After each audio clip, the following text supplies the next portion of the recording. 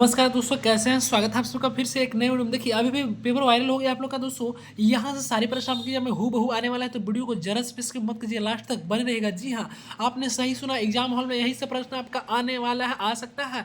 तो वीडियो को कंप्लीट रूप से देखिएगा। चैनल पर नए होंगे तो मेरे चैनल को सब्सक्राइब करके दोस्तों घंटी के निशान कॉल पर दबा के रखिएगा। और वीडियो को डिस्क्रिप्शन में जो व्हाट्सएप चैनल का लिंक दिया जाता है, आप लोग वहाँ पर जरूर जुड़ जाइएगा। वहाँ पर इसका PDF मिल जाता है। फिलहाल आज के वीडियो हम लोग देखने वाले हैं प्रश्न जो कि दोस्तों आपके एग्जाम में देखे जा सकते हैं, आपके एग्जाम हॉल में पूछे जा सकते हैं। चलिए दोस्तों, फिलहाल हम लोग आज के इस वीडियो को शुरू करते हैं बिना टाइम वेस्ट किए हुए। तो यहाँ से प्रश्न बच्चे आपके एग्जाम में 100% पूछे जा सकते हैं। जी हाँ, चलिए फिर प्रश्न हम लोग शुरू करते हैं। पहला प्रश्न क्या बोलता है, आप लोग ध्यान दीजिएगा अच्छे से। बोलता है एप्सिलॉन नोट का विमीय सूत्र क्या होता है? तो इसका जो सही जवाब है आपका ऑप्शन नंबर बी आता है, यानी कि m⁻⁻1 l⁻3 t⁴ और l⁻2। अगला बोलता है गैस के इलेक्ट्रोस्टैटिक्स के नियमानुसार क्या होता है? तो इसका सही ऑप्शन बी आएगा, phi is equal to Q by epsilon naught हो जाएगा। अगला प्रश्न बोलता है, ध्यान दीजिएगा, बोलता है 2 कूलम आवेश के इलेक्ट्रॉन की संख्या है, क्या है? तो देखिए इसका जो सही जवाब है ऑप्शन नंबर बी आता है, यानी कि 1.25 इंटू 10⁻19। अगला है सवाल, ध्यान दीजिएगा, बोलता है कि यदि किसी समांतर, क्या चीज बोलता है, यदि किसी समांतर पट्टिका संधारित्र की पट्टिका के बीच की दूरी आधी कर दी जाए तो उसकी धारिता क्या होती है? तो उसकी जो धारिता है दोस्तों, उसकी धारिता भी क्या होती है, दुगनी बढ़ जाती है। क्या होती है? दुगनी बढ़ जाती है। अगला प्रश्न, किसी आवेशित गोलीय कवच के आंतरिक बिंदु पर विद्युत विभव का मान होता है। विद्युत विभव का मान क्या होता है? तो आपका जो है उसमें बी ऑप्शन हो जाएगा, स्थिर, कांस्टेंट रहता है। क्या होता है? कांस्टेंट रहता है, स्थिर रहता है। अगला सवाल, किसी विद्युत द्विध्रुव के विद्युत क्षेत्र एक विभव दूरी r के साथ किसी प्रकार परिवर्तित तो होते हैं तो क्या होता है? तो इसका जो सही जवाब है दोस्तों आपका ऑप्शन नंबर सी आएगा, 1/r² एवं 1/r। अगला प्रश्न क्या बोलता है, ध्यान दीजिएगा, बोलता है किरचॉफ का पास नियम जो है किस राशि के संरक्षण के नियम की सीधी परिणति है? तो देखिए इसका जो सही जवाब ऑप्शन नंबर डी आएगा, डी फॉर देवसेना, यानी कि ऊर्जा। क्या दोस्तों? ऊर्जा सही जवाब हो जाएगा। अगला प्रश्न क्या बोलता है, ध्यान दीजिएगा, विद्युत क्षेत्र 2 × 1 गुणे 10⁻−10 वोल्ट पर मीटर में एक आवेशित कण का अपवाह वेग इतना कण की गतिशीलता का मान है। गतिशीलता का मान क्या है? तो देखिए इसका जो सही जवाब है आपका ऑप्शन नंबर बी आता है, 2 × 10⁻6 मीटर स्क्वायर पर वोल्ट पर सेकेंड। अगला सवाल क्या बोलता है, आप लोग ध्यान दीजिएगा। तो अगला प्रश्न आपका बोल देता है कि किसी बाह्य चुंबकीय, क्या बोलता है, ध्यान दीजिएगा, किसी बाह्य चुंबकीय क्षेत्र में एल लंबाई की धारावाही चालक पर चुंबकीय बल एफ को किस प्रकार की से व्यक्त किया जाता है? तो इसका सही जवाब दोस्तों आपका ऑप्शन नंबर सी आता है। क्या? ऑप्शन नंबर सी आ जाएगा सही जवाब। अगला प्रश्न क्या बोलता है बच्चों, ध्यान दीजिएगा, बोलता है 100 फेरों वाली 10 सेंटीमीटर त्रिज्या की विद्युतीय कुंडली में 3.2 एम्पियर की धारा प्रवाहित हो रही है। कुंडली के केंद्र पर चुंबकीय क्षेत्र होगा, क्या होगा? तो इसका जो सही जवाब है आपका ऑप्शन नंबर ए आता है। क्या? ऑप्शन नंबर ए आता है, 2 × 0.01 × 10⁻³ टेस्ला।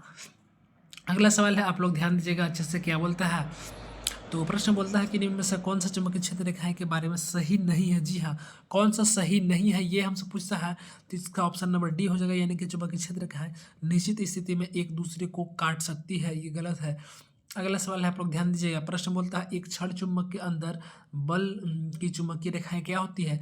तो बल का जो चुंबकीय रेखाएं होती है दोस्तों, और चुंबक के एस ध्रुव से एन ध्रुव, एस ध्रुव कहने का मतलब साउथ, क्या चीज, साउथ पोल से लेकर नॉर्थ पोल, NORTH, नॉर्थ पोल।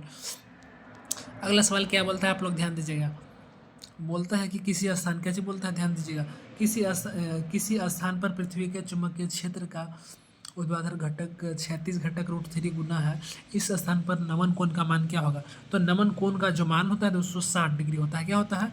60 डिग्री, आप लोग याद रखिए। अगला प्रश्न, क्षेत्र बी के समानांतर इसके तल के साथ रखे गए अनुप्रस्थ प्रतिच्छेद क्षेत्रफल ए के एन फेरों की कुंडली के साथ जुड़ा चुंबकीय फ्लक्स होता है, क्या होता है? तो चुंबकीय फ्लक्स जो दोस्तों आपका शून्य होता है। क्या होता है? शून्य होता है, जीरो हो जाता है।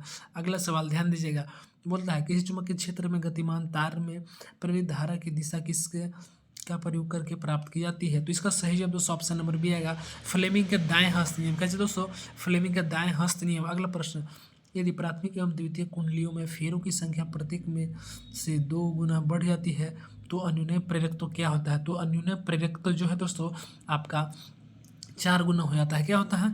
तो 4 गुना हो जाता है। अगला प्रश्न है बच्चों, ध्यान दीजिएगा, एक 100 ओम के प्रतिरोध को 220 वोल्ट 50 हर्ट्ज की AC सप्लाई में जोड़ा जाता है। परिपथ में धारा का वर्ग जो है माध्य मूल मान क्या होगा?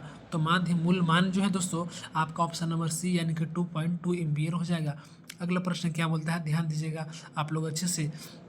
बोलता है श्रेणी LCR परिपथ में सप्लाई जो है वोल्टता एवं धारा के मध्य काला कोण होगा, क्या होगा? तो इसका जो सही जवाब है दोस्तों आपका ऑप्शन नंबर सी आता है। क्या दोस्तों? ऑप्शन नंबर सी सही जवाब आ जाएगा। अगला प्रश्न है, ध्यान दीजिएगा। निम्न में से किस विद्युत चुम्बकीय तरंग की आवृत्ति महत्तम होती है? रेडियो तरंग, परावैंगनी, औरक्त या गामा किरण? तो इसका सही जवाब दोस्तों आपका ऑप्शन नंबर डी आता है। क्या? ऑप्शन नंबर डी आता है यानी कि गामा किरण। अगला प्रश्न क्या बोलता है, ध्यान दीजिएगा। बोलता है कोहरे में फोटोग्राफी के लिए प्रयुक्त होती है क्या चीज़? बोलता है पोलराइड, औरक्त, परावैंगनी या एक्स किरण? तो इसका जो सही जवाब है दोस्तों आपका आ जाता है ऑप्शन नंबर बी। क्या? ऑप्शन नंबर बी यानी कि औरक्त जो है इसका सही जवाब आ जाएगा। अगला प्रश्न ध्यान दीजिएगा। तो प्रश्न क्या बोलता है आप लोग अच्छे से ध्यान दे लीजिएगा।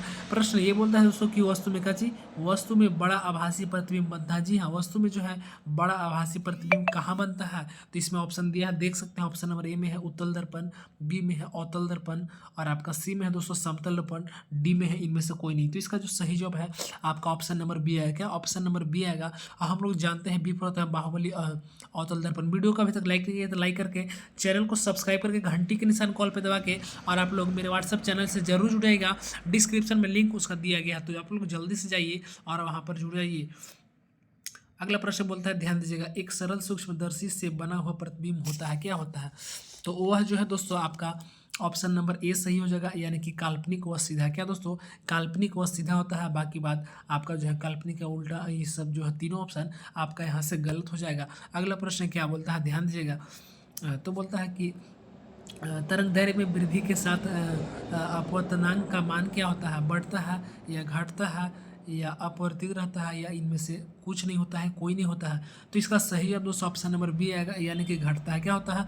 घटता है, माइनस हो जाता है, घट जाता है। अगला प्रश्न ध्यान दीजिएगा। बोलता है द्वितीय तरंगित की अवधारणा दी थी, किसने दी थी? फ्रेनेल ने, न्यूटन ने, हाइगेंस ने या मैक्सवेल ने? तो देखिए इसका जो सही जवाब दोस्तों ऑप्शन नंबर सी आएगा। सी फॉर होता है कर्ण पेयर यानी कि हाइगेंस ने, इसका सही जवाब हो जाएगा। अगला प्रश्न क्या बोलता है आप लोग ध्यान दीजिएगा। बोलता है दो तरंगें जिनकी तीव्रता का अनुपात 9:1 है व्यक्तिकरण उत्पन्न करती है, अधिकतम तथा न्यूनतम तीव्रता का अनुपात होगा, क्या होगा? तो इसका सही जवाब दोस्तों आपका ऑप्शन नंबर सी आता है। क्या? ऑप्शन नंबर सी आएगा। सी फॉर होता है कर्ण प्यार 4:1। बाकी बात जो है ये सारे ऑप्शन आपका गलत हो जाएंगे और आपका जो है ये ऑप्शन नंबर सी सही हो जाएगा। इस तरह से मैंने आपको आंसर के बताने का प्रयास किया। आई होप यह वीडियो आपको हेल्पफुल होगा। थोड़ा सा भी हेल्पफुल लगा तो प्लीज़ आप लोग वीडियो को लाइक नहीं करते हैं, लाइक करके चैनल को सब्सक्राइब करके घंटा के निशान को प्रेस को, घंटे के निशान को प्रेस को ऑल पर टाइप कर दीजिएगा। और आप लोग मेरे व्हाट्सएप चैनल से जुड़ना भूलिए, जल्दी जुड़ जाइए वहाँ पर पीडीएफ पाने के लिए। आपका प्रश्न यहीं से आने वाला है एग्जाम में, तो जल्दी जाइए देख लीजिए और एग्जाम में जाने से पहले इस वीडियो को जरूर 2 बार देख लीजिएगा। तब तक के लिए दोस्तों जय हिंद, वंदे मातरम।